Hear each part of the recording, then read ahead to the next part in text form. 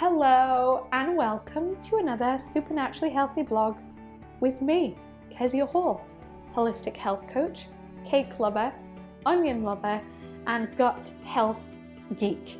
And today we're going to be looking at parasites. I know, you're excited, aren't you?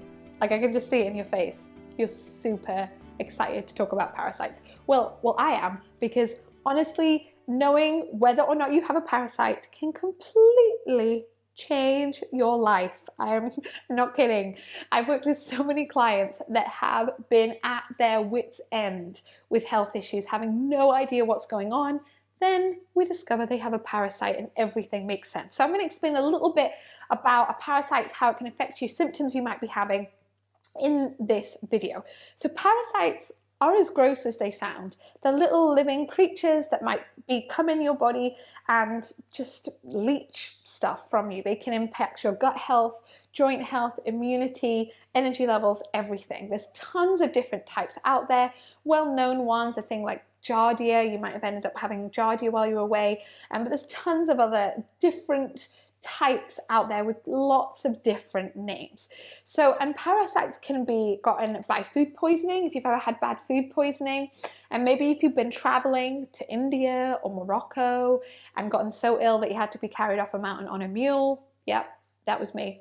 Then chances are you've had parasites in your body. If you've grown up around lots of pets, dogs, cats especially, maybe you grew up on a farm, or maybe you just eat loads of pork, only eat pork, then all of those could potentially mean that you have a parasite issue going on. And it is worth noting that parasite issues aren't just for people that go to Africa and get sick. They can actually happen just within the UK, depending on the foods that you eat and various different factors. So in terms of how do you know if you have a parasite?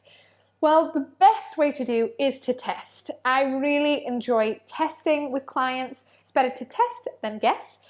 So you can do a stool sample test through labs like Doctors Data or Genova Diagnostics, or a whole host of different private lab tests where you basically poop in a tray for 3 days and send it to them. It's lovely. It is as lovely as it sounds. I've done one recently. Ugh. And they will basically tell you exactly what parasite, what bacteria, what yeast overgrowth you have going on in the body. So that's the best way, but not everyone can afford private testing. So another way that you could know if you have a parasite is, number one, have you ever had really bad food poisoning or gotten really sick abroad and then just never been the same again since? I had this with one of my clients. She came to me with real bad yeast issues, energy issues, and depression.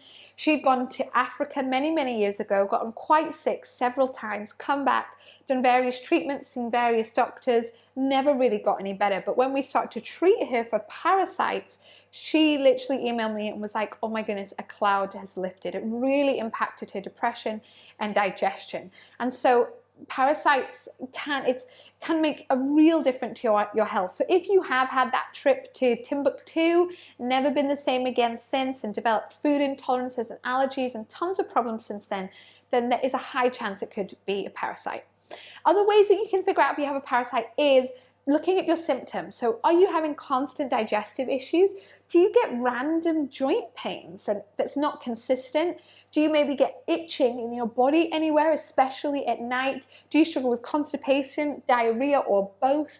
Do you have food intolerances that you've never had before that suddenly flared up? Loads and loads of symptoms. Parasites can basically impact a lot of the different systems in our body. So if you have these ongoing symptoms and you've tried different things to no avail, then it could be that a parasite issue is going on. So the next question is, say you figured out, oh my goodness, Kezia, I think I have a parasite. Oh my goodness. Number one, don't freak out. Like, it's not going to come crawling out of your ass. If you're okay, it's going to be okay.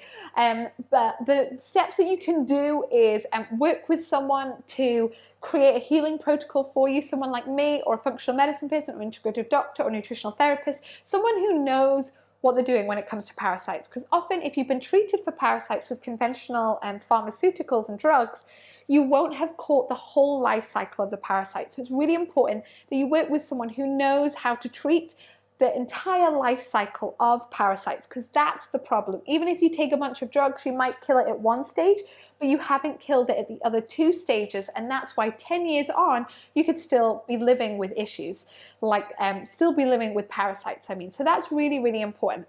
And things that you can do is using some good herbs, so things like clove, wormwood, black walnut is really, really useful. You've got to make sure that your body is detoxifying properly, meaning you're pooping regularly, you're sweating regularly, you've got, that's all, you know, you want to be pooping at least once a day before you do any sort of parasite cleanse, eating a whole food, probably predominantly paleo type diet, no refined sugars, because guess what parasites live off of? Sugar. So you really got to look at ditching the sugar and creating a protocol for yourself, or working with someone to create one for you of how to rid the parasites. And it's really, really important that you do this in cycles. I often get clients do 9 to 14 days, have a break, then do another 9 to 14 days, and then have a break. But you've got to figure out what works for you. So that is a little bit about parasites. I hope I have not completely freaked you out. And the first step, I would say, when it comes to dealing with parasites, if you think, geez, oh, Kezia, I think I'm riddled with parasites, is first of all, don't freak out, but then you've got to deal with your sugar addiction. If you are addicted to sugar, then you're just going to be feeding the parasites and the inevitable kind of other bacterial dysbiosis that often goes with parasites in the gut. And what they love is sugar. So you've got to deal with the sugar addiction first. So make sure you click below to get your free natural sweetener e-guide that's got recipes and all the different steps that you need to take. Plus, I'll send you more information of how you can ditch the sugar addiction, and it's much easier than you think, I promise. So if you have any questions about that, then let me know in the comments below. Otherwise, I will see you in the next video. Bye.